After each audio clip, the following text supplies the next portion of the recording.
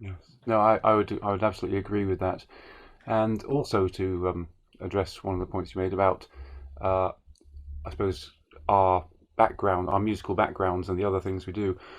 Uh, it's worth remembering, from my point of view, and I think Judith said the same, that at the time they took me up, certainly, and a lot of the minstrels, we didn't have any careers at all. They absolutely trusted that we would, but they didn't know. I mean, they just they liked what we did. They liked working with us. They supported us. If we had the occasional crash and burn moment, they didn't even seem to notice. They just they just got on with everything. And things that happened to me subsequently, I think I can very much attribute to some of the skills and confidence I got through working with them. So competence and also confidence. When somebody trusts you, then you can achieve more because you're less scared, or it just gives you that the wings. And that is Judith said earlier on about how wish more. If it wouldn't it be wonderful if more people behaved in that sort of way, because that is enabling people and literally giving them wings by giving them opportunities. I think following on from that, just the way, as Roger has said, that they encountered very raw. I was a student still when I met them, but they treated you absolutely as a professional colleague. And it's something I've tried to pick up, even doing workshops with, 14-year-olds. I don't think, oh, you're a kid. I think we're in this together. We're doing a professional thing here, and it's been possibly the most important lesson that they've taught me, and really has helped in teaching and that kind of thing. So again, that's so generous and is also from. I don't, not denigrating any other country whatsoever, but I would say that that is particularly British. It sort of seems like they are like archetypal British in that way. Let's have a go at it, and let's all have a cup of tea afterwards. Actually, not tea. You know that. Well, actually, you've reminded me now with our Yes, rehearsals. They always started with a cup of tea. except for Tony, who used to say There, something else about it. Yeah. it was minstrels rehearsals were not run by the clock. They started off with a tea and a chat, and eventually someone would get so worried about the morning slipping away that we would start rehearsing. But it was be interrupted by a phone call, or Jane would have to go downstairs to start cooking because she always used to feed us as well. Yes. Anyone who'd been to Wilton Square can't forget the feasts that we were presented with the whole time. So, for people who might be watching this who are unfamiliar with their work, would you just like to pick out one or two either performances or works or memories that people could maybe look up and influence themselves a bit more? Um, well, I would just start with Tony Payne. You can find some of his work, particularly on the NMC label. And I should say, we're very much hoping to issue a much bigger disc of his work. There's actually a charming disc which involves both Tony and Jane on the NMC label with Jane's Minstrels.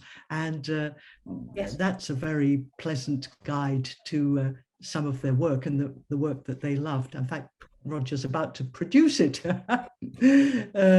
Lovely. But also on that same level, if I think of Tony's work, the number one thing I think about is large symphony orchestra work. And again, you will find some of that work on that label.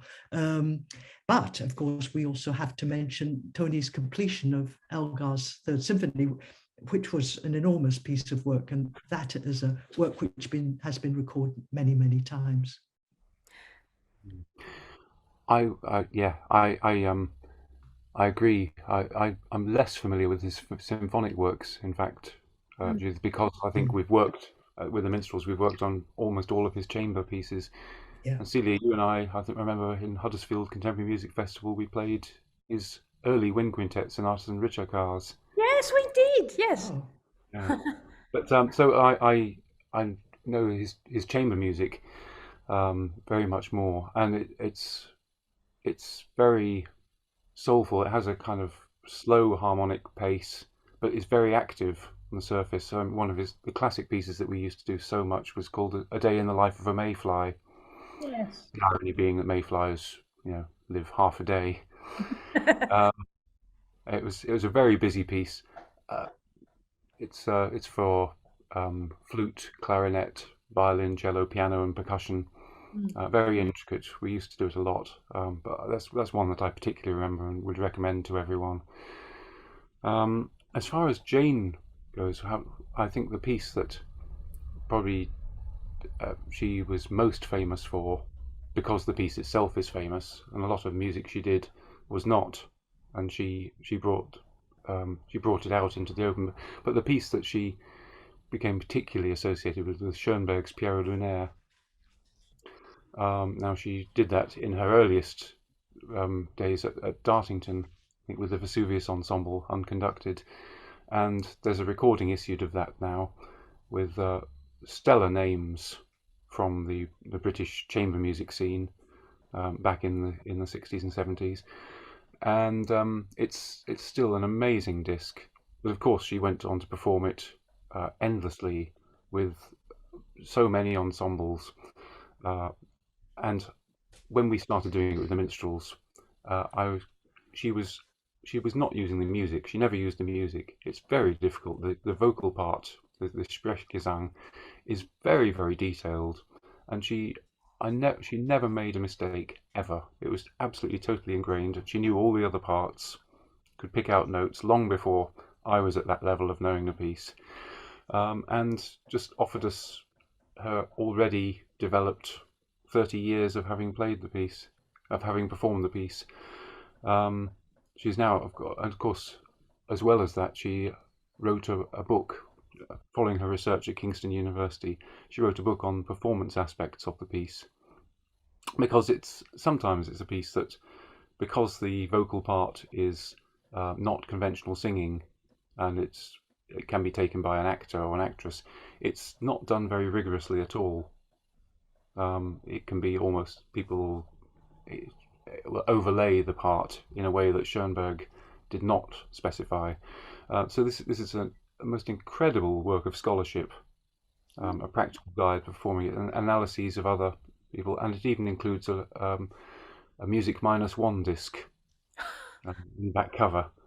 So I'd say Pierrot Lunaire is the thing she's most renowned for, but she gave thousands of premieres for the pieces. So Pierrot Lunaire is a good place to start for Jane Manning's own legacy, and Tony Payne's large orchestral works, his small chamber works with Jane's Minstrels recordings in particular, and of course Elgar 3. And I'm sure that the funeral was. You tell a little bit about their incredible synergy throughout their lives and in the passing as well. In that you had both people leaving us within a month.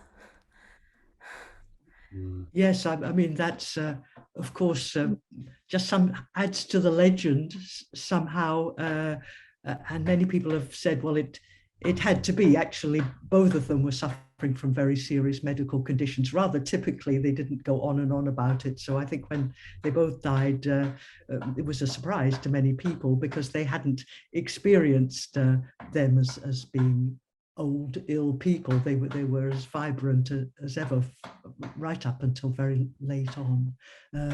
Yeah. I could just also say with Pieces and Legacy, I feel terribly guilty about it all, because Tony was encouraging me to place the oboe concerto quite recently, and his oboe concerto, and that's Song of the Clouds, isn't it? It's a piece that I would love to play, and here's a little intersection with today, because I'm. To just move away onto a different subject slightly, I wanted to talk to you very briefly about Jennifer Higdon as well, because I'm playing her oboe concerto this week, Judith, and also, we have to acknowledge that we've got this beautiful connection of an oboe concerto, which you generously wrote for me as well. So I've got oboe concertos on the brain now.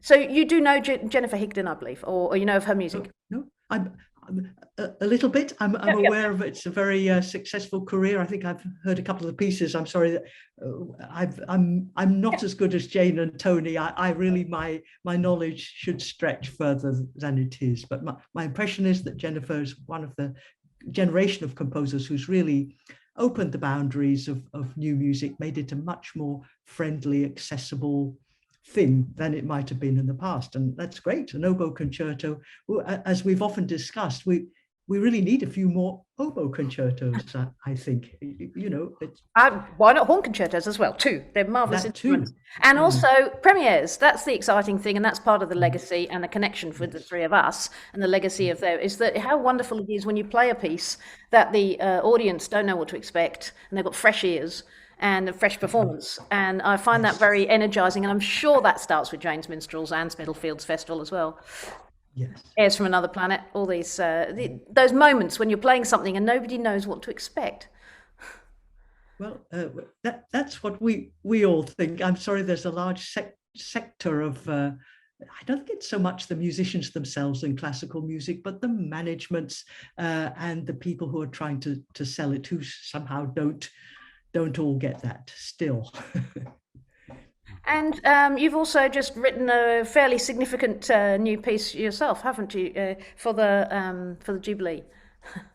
Oh, the Queen's Jubilee. This is something that I do, you know, there are these big occasions, and that is really one of my jobs.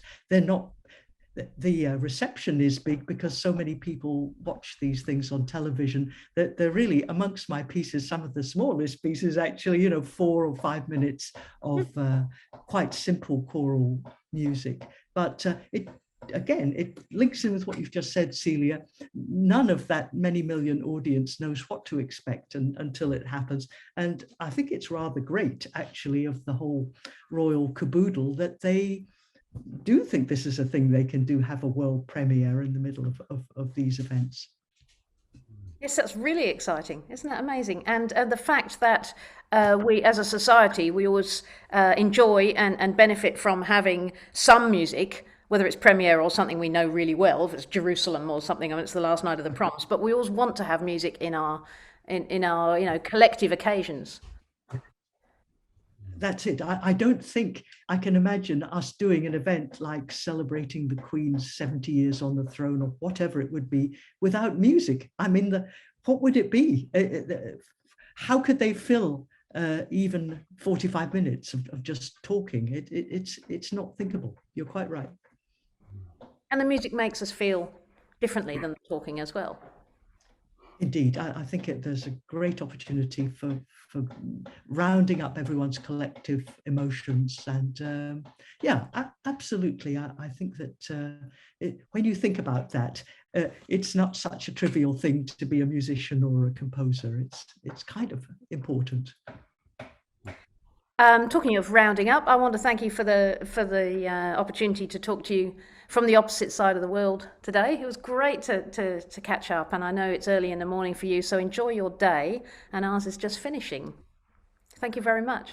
Thank you, Celia. Thank you. Great to see you.